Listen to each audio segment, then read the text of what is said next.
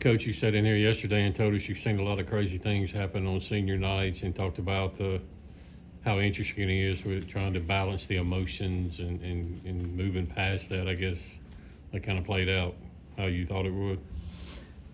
Listen, you never know. You can't gauge what's going on in people's minds. If we had that talent, we wouldn't be sitting here.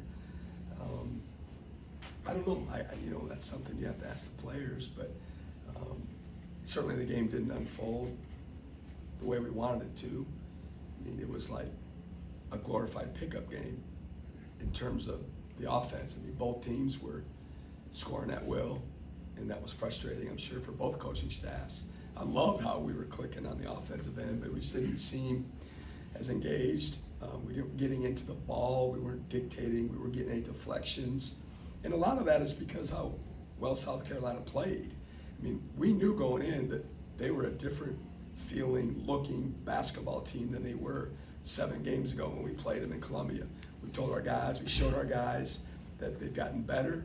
They've continued to improve. They're in better shape. They are guarding better.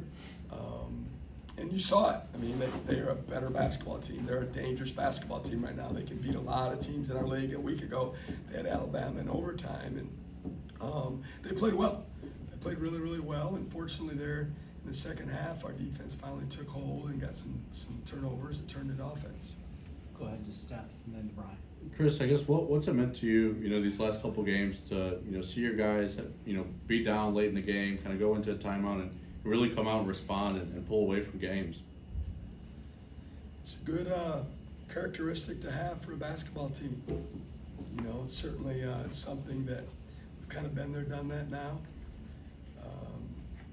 There's no panic in our huddles, on our bench.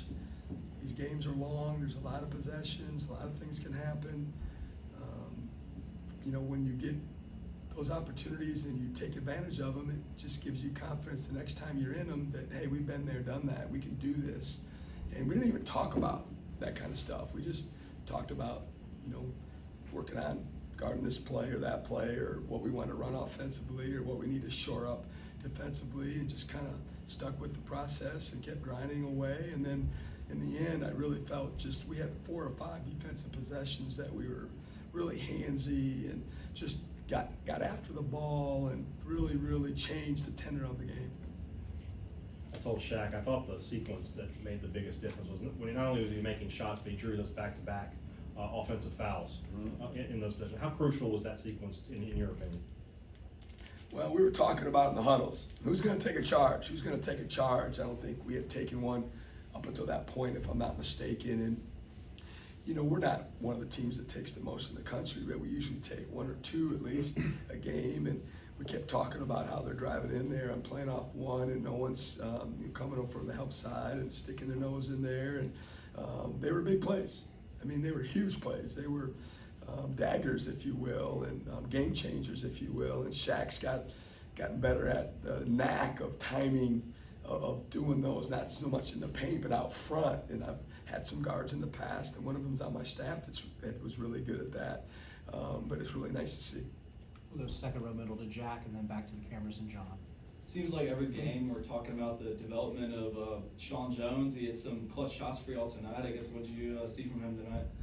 Yeah, I like talking about that because he keeps getting better and better. He made some huge shots, especially in the first half. And he makes some plays where you go, wow. Like in the first half, he was doing a little curl cut, and Shaq threw it to him and threw it way behind him. And I remember it in live going, oh, that's a turnover. And he reached back and grabbed the ball, and then he turned, and I think he dribbled it once, and I think he dropped it off for someone else, but I don't know if there's anyone in our team that could have made that play.